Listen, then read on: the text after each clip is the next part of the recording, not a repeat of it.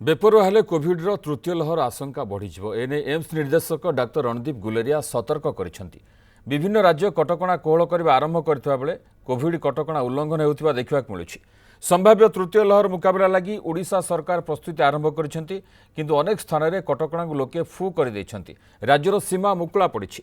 बाहर राज्य लोके आराम रे यातायात करुछंति, तेणु विपद बढ़ी पारे।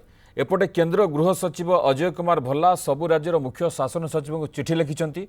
कोविड नियम पालन एवं टेस्ट ट्राक ट्रीट व्यवस्था जमिति ढिला न हुए से नहीं जत्नवान रहिबा को परामर्श दैछंति।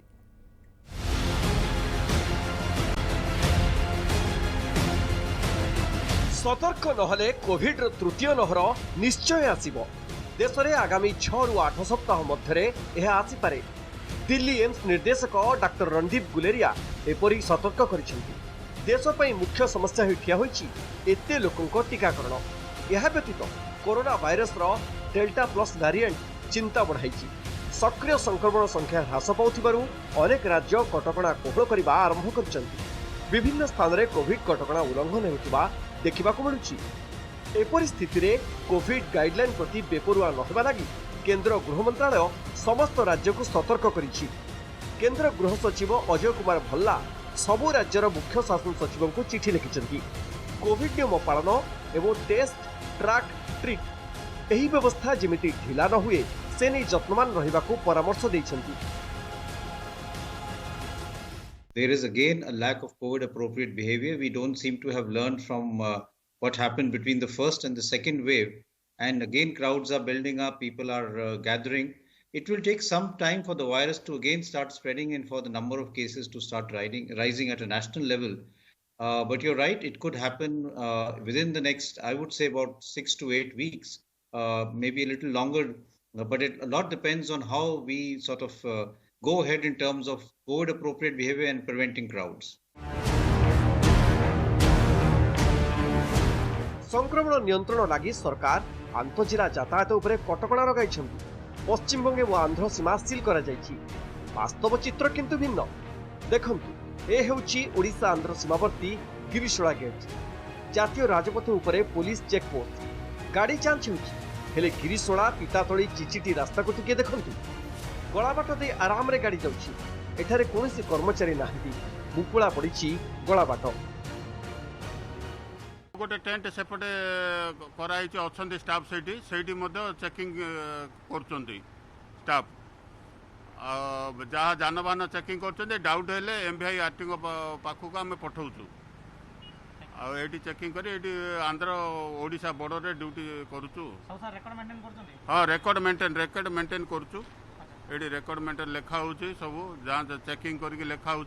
17 तारीख जो एसआर सिंह नोटिस अनुसार ये जो बीसीपी को 30 जून जाए एक्सटेंड करागला। जो मैंने जिते भी अन्य स्टेट लोक मैंने आसुँच मॉनिटरिंग करने निर्देश आसला। से अनुसार आम जो भी अन्य स्टेट रू जो भी बस आसूची बा कोई मिनी भैन आसूची कार आसूची तांकर आमे जो सरकार निर्देशक आम कंप्यूटर एंट्री करूँ। जो बीसीपी अलग फॉर्म है तांकर बा रिपोर्ट देखु कौन मैंने आरटीपीसीआर नेगेटिव रिपोर्ट बा 2 डोज वैक्सीन आनी चेक कराई एंट्री कराई छड़ाऊँगी। मालकानगिरी को लगी आंध्र सीमा सील करा जाइछि, किंतु छत्तीसगढ़ सीमा को खोली दिया जाइछि। एही बाट दे सप्ताहांत सटडाउन समय मध्य बाहर राज्यर लोके अबाधरे ओडिशा भितरे पसुछंती। जिलार स्थिति नियंत्रण रे रहिछि, किंतु सीमा खोलिबा परे एहा पुणी बिगड़ी जिबा आशंका रहिछि। जिला प्रशासन तरफ गवर्नमेंट राज्य सरकार निष्पत्ति अनुजाई जिले में जो 5टा आम बॉर्डर चेकपोस्ट रही है से 5टा चेकपोस्ट विशेषकर आंध्र एवं वेस्ट बेंगल साइड जोटा अच्छी गवर्नमेंट निर्देश अनुजाई से एज इट इज कंटिन्यू कर। आंध्र साइड तो आम डायरेक्ट मोटू चेकपोस्ट रोचे। मोटू checkpost as it is continue करुँची। परवर्ती निर्देश न आसा पर्यंत से कंटिन्यू कर। ओडिशा पश्चिम सीमा लक्ष्मणनाथ टोल प्लाजा निकट में केमिति चली चेकिंग देखंतु। आगरू एटी चेकिंग कड़ाकड़ी रही। ओडिशा भीतर को आसवा लगी वैक्सीन 2 डोज नहीं सर्टिफिकेट किंबा कोरोना टेस्टिंग नेगेटिव रिपोर्ट देखा पड़ूला। एबे किंतु जो माने पश्चिम बंगरू ओडिशा आसुचंती केवल सेमानकर नाम पंजीकरण सहित गाड़ी नंबर एवं आधार नंबर तनखी करा जाउची। पश्चिम बंगरू ओडिशा को प्रवेश रास्ता पूरा मुकुला पड़ी। आग अपेक्षा ये संगे बहुत कोहल कराई।